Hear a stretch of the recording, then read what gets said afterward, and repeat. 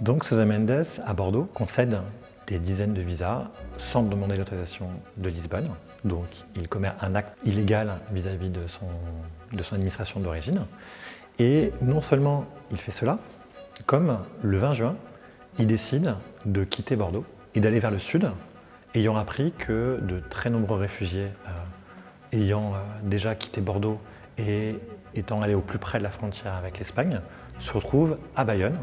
où il y a un vice-consulat du Portugal, en plein cœur de Bayonne, très près de la cathédrale de Bayonne, qui, ce vice-consulat, est déjà lui-même envahi par les réfugiés qui demandent un visa de transit au consul portugais. Et donc, Sousa Mendes descend le 20 juin, il arrive au vice-consulat, qui est complètement la rue, qui s'appelle la rue du Pilori, est déjà pleine de réfugiés, et il va imposer son autorité au vice-consul, qui était réticent à désobéir vis-à-vis des consignes qui lui avaient été données, et de nouveau, il donne massivement, et que le consul continue de concéder des visas, qu'il n'obéit pas aux ordres qui lui ont été répétés, et Lisbonne, le ministère des Affaires étrangères, prend la décision d'une part d'envoyer un inspecteur consulaire, une sorte de police des consulats portugais dans le Pays Basque, et l'ambassadeur portugais qui est à Madrid se rend également à la frontière. Et donc, le 23 juin, Sousa Mendes, qui entre-temps a quitté Bayonne pour aller à Hendaye, sur le lieu même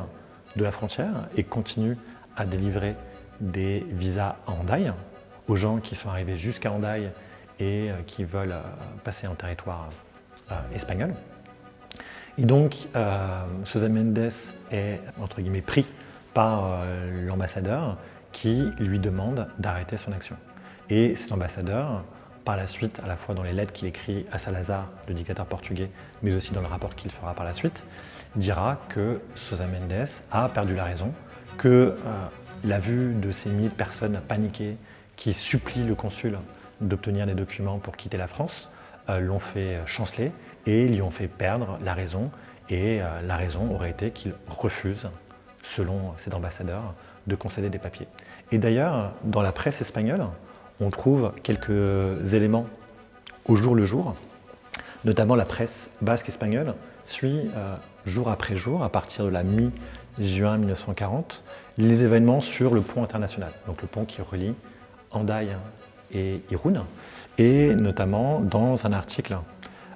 du 25 juin, donc date de l'entrée en vigueur de l'armistice,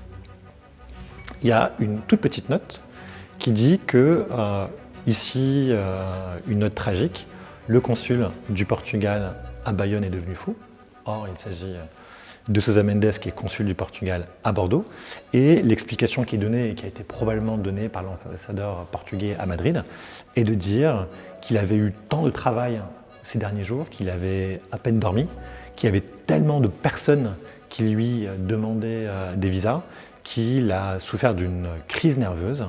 et qu'il a donc dû arrêter son activité. Néanmoins, Sousa Mendes, en dépit de la présence de l'ambassadeur portugais à Madrid et de l'inspecteur consulaire, va continuer son action jusqu'au bout et il va encore donner quelques visas à des réfugiés le 25 juin en les accompagnant sur une autre frontière, la frontière de Biriatou, qui à l'époque n'est pas reliée, n'a pas encore l'information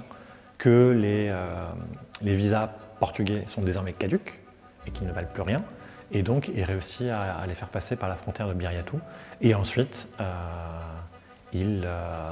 doit cesser son activité, car de toute façon, l'armée allemande a atteint Hendaye le 27 juin 1940. Étant donné le chaos dans lequel se trouvait la France en juin 1940, on a assez peu de documents sur l'action de Sousa Mendes. Et donc, dans le cadre de cette exposition, on a dû un peu fouiller différentes pistes. Et un des documents assez illustratifs qu'on a trouvé, c'est ce registre des délibérations du conseil municipal d'Hendaye. On sait que Sousa Mendes était à Hendaye, on sait qu'il y avait des centaines, voire des milliers de réfugiés à Hendaye, et certains qui étaient bloqués à Hendaye parce qu'ils n'avaient pas de visa de transit soit espagnol, soit portugais, pour pouvoir continuer leur chemin. Et dans ce document, dans ce registre, ça ne parle pas vraiment de cela. C'est dans d'autres documents qu'on a pu retrouver les traces de ces réfugiés, mais il y a une note extrêmement poignante qui est à la fin d'une session du conseil municipal. Il y a écrit en rouge la mention suivante: l'occupation allemande a commencé le jeudi 27 juin 1940 à 16 h par un détachement motorisé commandé par, et il y a un nom d'un militaire allemand. Et c'est une sorte de rupture dans l'histoire de France qui est cette arrivée des troupes allemandes au point le plus au sud, atteint par l'Allemagne en 1940. L'autre document qu'on a rassemblé pour cette exposition nous vient du Portugal et fait partie d'un dossier qui est quand Sousa Mendes a été accusé par le ministère des Affaires étrangères d'avoir des EPI, il y a eu un jugement et on a laissé Sousa Mendes essayer de donner sa version des faits. Et donc il a rédigé un long document qui a été tapé. Et il essaye notamment, donc on a gardé une partie où il explique la situation de la France en juin 1940. Et dans ce document, ce qu'il dit, c'est que tout le sud-ouest de la France est touché par une véritable panique, des gens qui fuient les troupes allemandes et qui se retrouvent dans le sud-ouest, qu'il y a une désorganisation, puisque notamment il n'y a plus de communication téléphonique ou télégraphique. Et il explique également pourquoi il a quitté Bordeaux pour se rendre à Bayonne. Et il dit que quand il arrive à Bayonne, il y a 5000 personnes près du consulat, des gens qui attendent d'obtenir un visa de transit portugais. Et c'est pour ça qu'il prend la décision de continuer à donner des visas de transit en dépit des quelques réticences du vice-consul qui était sur place. Et dans le reste du document, il continue à expliquer pourquoi il a donné des visas,